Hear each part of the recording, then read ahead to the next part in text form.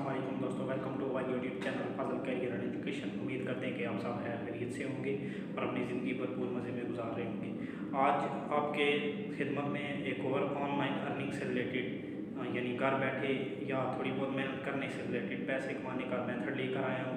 इंशाल्लाह इस मेथड से आप अच्छी खासी अर्निंग कर सकेंगे अगर आप मेहनत करेंगे, ठीक है। और ये ऐसा मेथड है कि जिसमें अगर आज के दौर में मेहनत की जाए पहले महीने से ही आप जो है वो 50,000 लाख जो है वो आराम से कमा सकते हैं। यानी कि पहले जो आइडियाज़ में लाता रहा उनमें मैंने ये क्या है कि 15,000 से स्टार्ट लेंगे, 20,000 से 25 से, लेकिन ये आइडिया ऐसा है जिसमें मैं ये कहता हूँ कि आप मेहनत करें तो पहले महीने से ही 50,000 रुपये से अर्निंग से स्टार्ट ले सकते हैं। तो ये मेथड जो है ये हाउस वाइफ्स के लिए, स्टूडेंट्स के लिए जो कि अपनी पॉकेट मनी निकालना चाहते हैं या अपने अखराजात या खासकर जो देहात वगैरह में स्टूडेंट्स रहते हैं लेकिन पढ़ने के लिए उन्हें शहर जाना पड़ता है, तो वो अपने किराए के अखराजात और दीगर जो भी डेली खाने पीने के अखराजात होते हैं वो भी निकाल सकते हैं, बल्कि अच्छे खासे अखराजात निकाल सकते हैं, बल्कि अपने घर वालों को भी फाइनेंशियली सपोर्ट कर सकते हैं। इसके अलावा जो जॉब करते हैं वो भी इससे भरपूर फ़ायदा उठा सकते हैं। उनके लिए तो और ज़्यादा आसान तरीका है ये अर्निंग का, पार्ट टाइम अर्निंग का। और इसके अलावा जो बिज़नेस कर रहे हैं, छोटा मोटा बिज़नेस जो भी कर रहे हैं, वो भी अगर आपने चाहते हैं कि एक और इस बिज़नेस से भी अर्निंग करें और नया बिज़नेस भी स्टार्ट करें, तो उनके लिए भी ये बेहतरीन सिस्टम है, बेहतरीन आइडिया है। और इसमें यह है कि इन्वेस्टमेंट कोई नहीं करनी आपने, विदाउट इन्वेस्टमेंट आप जो है इससे पैसे कमा सकते हैं। तो अपने आइडिया की तरफ बढ़ते हैं जी, वक्त ज़ाया किए बगैर, और आपको प्रॉपर तरीका बताता हूँ। आप चैनल को सब्सक्राइब कर लें ताकि आपको हमारी इस तरह की वीडियो सबसे पहले मिल सकें। बेल आइकन को भी प्रेस कर लें ताकि नोटिफिकेशन के थ्रू आप बाखबर रहें, ठीक है। वीडियो को शुरू से आखिर तक देखिएगा ताकि आपको प्रॉपर समझ आ सके, और अच्छी लगे तो लाइक शेयर और कमेंट भी कर दीजिएगा। तो मेथड है जी रिक्रूटमेंट एजेंसीज का, ठीक है, यानी कि जॉब दिलानी है, ठीक है।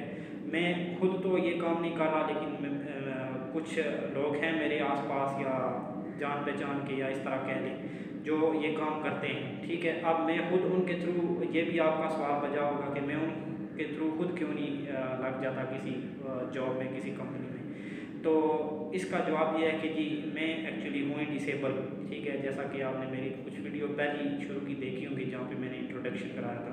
तो ऐसे जो रिक्रूटमेंट एजेंसीज होती हैं फैक्ट्रीज़ में, ठीक है, और प्लांट्स में, इस तरह के कामों में ये लोगों को भर्ती कराते हैं। तो वो काम जो होते हैं वो हम डिसेबल्स के करने के नहीं होते, इसलिए जो है मैंने ये काम नहीं किया, मतलब मैं कर ही नहीं सकता। तो मैं फिर जॉब के लिए और ट्राई करता हूँ जो मेरे करने वाले काम थे, लेकिन नहीं मिली, इसलिए मैं ऑनलाइन फील्ड में अभी कदम रखा है, यूट्यूब चैनल पे आपके सामने हूँ। तो रिक्रूटमेंट एजेंसी का काम है जी, यानी कि आपने करना क्या है। आप आजकल तो कोरोना का जो सिस्टम है आपको पता है कि बहुत से लोग बेरोज़गार हुए, घर बैठे हुए हैं। बहुत से बड़े बड़े बिजनेसमैन या फैक्ट्रीज़ के मालिक, कारखानों के मालिक भी जो हैं वो बिल्कुल निचले या दरमियाने दर्जे पे आ गए। जो 4,000 निकाले थे वो बामुश्किल अपने घर के अखराजात निकाल रहे हैं और अपने प्लांट या अपने कारखाने या फैक्ट्री को चला रहे हैं, ठीक है। और बड़े बड़े बिजनेसमैन भी जो हैं वो लो लेवल पे आ चुके हैं। लेकिन हमने जो है वो जॉब्स पे बात करनी है, हमने कारखानों वगैरह के जो मालिकान हैं उनके हवाले से नहीं। तो अब कारखानों कुछ नई इंडस्ट्रीज़ भी डेवलप होना शुरू हुई हैं, नई कंपनीज़, नई जो हैं वो फैक्ट्रियाँ लगना शुरू हुई हैं। तो लोगों को स्टाफ की ज़रूरत है, ठीक है। मतलब मुख्तलिफ पैकिंग में या उन प्रोडक्ट को मैन्युफैक्चर करने में, उन प्रोडक्ट को आगे मार्केटिंग के लिए सेल करने में, मार्केटिंग करने के लिए जो फैक्ट्रीज़ में प्लांट या मशीनरीज होती हैं, कंप्यूटर्स होते हैं, उनको ऑपरेट करने के लिए, मतलब हर शोबे के लिए जो है वो लोग दरकार हैं इन फैक्ट्रीज़ वगैरह को। तो आपने करना क्या है, आपने जो है फैक्ट्री के मालिकान से, मिसाल के तौर पर एक फैक्ट्री के मालिक से मिल लिया, उसे कहें कि जी आपको स्टाफ ज़रूरत है, तो वो कहेगा जी बिल्कुल ज़रूरत है, क्योंकि आपको भी पता होगा उसे ज़रूरत है, उसकी नई फैक्ट्री है या पुरानी भी है। तो उसने पहले स्टाफ निकाल दिया था क्योंकि कोरोना की वजह से उसकी इनकम नहीं थी कि वो सैलरीज पे कर सके। तो अब दोबारा उसका अगर काम चलना शुरू हो गया तो वो दोबारा भी अब अगर वो दोबारा भी मुलाजम रखना चाहता है तो जाहिर सी बात है फिर आप उससे बात करेंगे, वो कहेगा जी बिल्कुल जो है हमें स्टाफ ज़रूरत है। तो आप उसे कहें कि मैं आपको जो भी बंदे चाहिए काम करने के लिए, मैं जिस शोबे के लिए चाहिए वो मैं आपको ला के दूँगा। उस पर आप अपना कमीशन रखेंगे थोड़ा सा, वो आप कमीशन सैलरी की बुनियाद पे रखेंगे। तो तो अभी आप जो है उस बंदे से कहेंगे कि जी ठीक है मुलाज़म मैं आपको ला कर दूँगा जिस जिस डिपार्टमेंट में जिस जिस शोबे में आपको चाहिए, तो उससे आप कमीशन वगैरह जो है वो डिसाइड कर लेंगे, जी मुझे इतना कमीशन चाहिए या ये हिसाब किताब होगा, ठीक है, जो भी आप रखना चाहें उसका। मतलब कि एक बंदे की सैलरी फ़र्ज़ करें 50,000 है, वो बंदा कह रहे हैं कि जी मुझे HR डिपार्टमेंट में एक जो है वो कंप्यूटर ऑपरेटर या जो भी चाहिए, उसकी सैलरी वो बताता है कि जी हम उसे 50,000 पे करेंगे। तो आप जो है वो मालिक से भी कह सकते हैं, ठीक है, कि जी आप उसकी सैलरी 50 है तो 50 में से 10% आपने मुझे देनी है, उसकी रखनी है। ये सिर्फ ये नहीं है कि हर महीने आपको 50% देगा, ठीक है, और 10% देगा, वो सिर्फ पहले महीने की जो है वो आपको 10% देगा। 50,000 में से जो भी 10% बनती है, 10,000 बनती है, 5 बनती है, 20 बनती है, वो आप खुद कैलकुलेशन कर सकते हैं।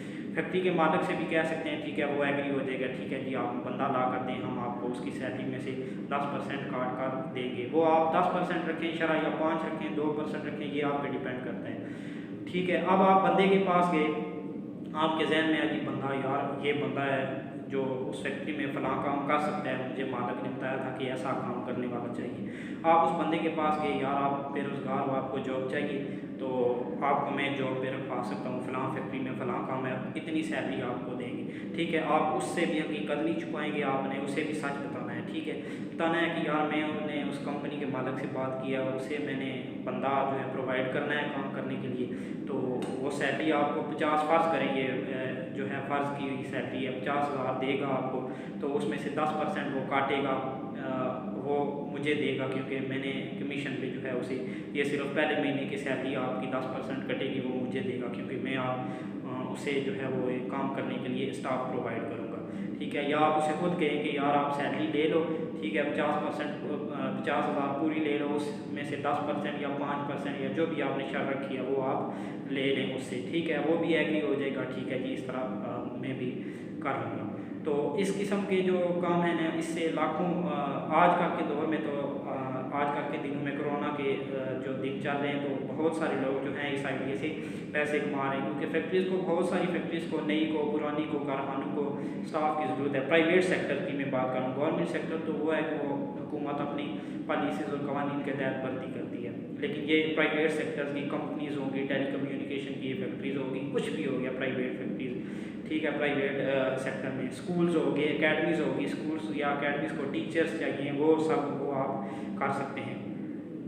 तो इसका जो है ये बेहतरीन आइडिया है। आप एक फैक्ट्री को 10 बंदे देते हैं, ठीक है जी, फ़र्ज़ करें 10 बंदों में से 2 बंदे ऐसे हैं जिनके सैलरी 50,000 है, 10% उसमें से रख लें, ठीक है जी, और 5 बंदे ऐसे हैं जिनकी सैलरी जो है जी वो 25,000 या 30,000 है, उसमें से आप 5% रखें, यानी कि शरह इतनी रखनी है कि जो बंदा सैलरी ले उसका घर का खर्चा भी हो, ये ना हो पहले महीने जो है वो सैलरी सारी लौटा दे आपको कमीशन के तौर पे, और वो खुद जो है वो कर्जा ले, फिर इसका ये हिसाब होगा कि वो आगे कर्जे ही लेता रहेगा, सैलरी मिलेगी कर्ज अदा करेगा, नया लेगा, तो मुनासिब शर्त रखनी है। 2 बंदे हैं जी ऐसे हैं जिनकी सैलरी 15,000 20,000 होगी, उस पर से 2% रख लें। तो अगर आप 10 बंदे देते हैं तो देखें आप कितनी, आप कैलकुलेट कर लें कितने आप जो है वो आराम से 50,000 1 लाख रुपया बहुत ईजीली कमा सकते हैं, कोई आपके लिए मसला नहीं है, ठीक है। लेकिन इस पे ये नहीं है कि आप खुद इस आइडिया पे काम ना करें, इस आइडिया पे काम करें और खुद आप जॉब छोड़ दें, ये नहीं है बिल्कुल। आपने अगर आप जॉब कर रहे हैं तो आप जॉब करते रहें और साथ से पार्ट टाइम जो है इसे कंटिन्यू रखें। लेकिन ये जो जॉबलेस हैं, जो बेरोज़गार हैं, उन्हें जॉब के लिए भी ट्राई करना चाहिए, ठीक है।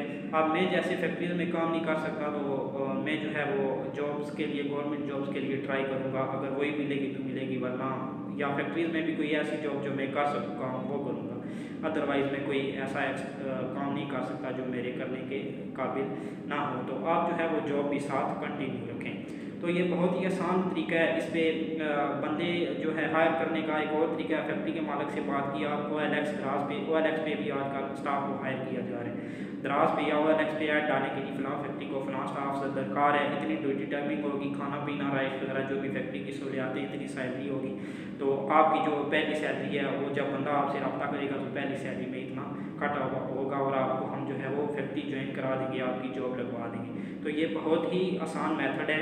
OLX या इसके थ्रू, फेसबुक के थ्रू भी आप कर सकते हैं, ग्रुप्स में पोस्ट कर दें और लोग आपसे रब्ता करें तो उन्हें डिटेल बताएँ और आप उन्हें भर्ती करा सकते हैं। बहुत आसान काम है। तो ये इंतहाई आसान सा मेथड है जी, इसमें मेहनत कोई नहीं करनी, ना कोई इन्वेस्टमेंट करनी है, ठीक है। बस यही है कि आपने फैक्ट्री के में पता करना है कि जिस फैक्ट्री आप फैक्ट्रीज़ को विज़िट कर लें, इंडस्ट्रियल एरियाज़ होते हैं वहाँ पे विज़िट कर लें और देखें, पता करें दोस्तों से या जानने वालों से या फैक्ट्री के जो डायरेक्टर्स होंगे, जो मालिकान होंगे, उनसे रब्ता करें और उनसे पता करें कि आपको स्टाफ दरकार है, ठीक है। फिर उसके बाद आप जो है वो जो जॉबलेस लोग हैं उनसे रब्ता करें। तो आपका मतलब जैसे ना ये हो गया कि आपने CV लेनी है बंदे से, फैक्ट्री में जमा करानी है, फिर वो आप जब वो बंदा जाएगा तो मे भी आपको भी फैक्ट्री बुलाई या वो बंदा साथ लेके जाए कि यार आपने मुझे वहाँ पे जॉब के लिए भेजा है तो आप भी साथ आओ।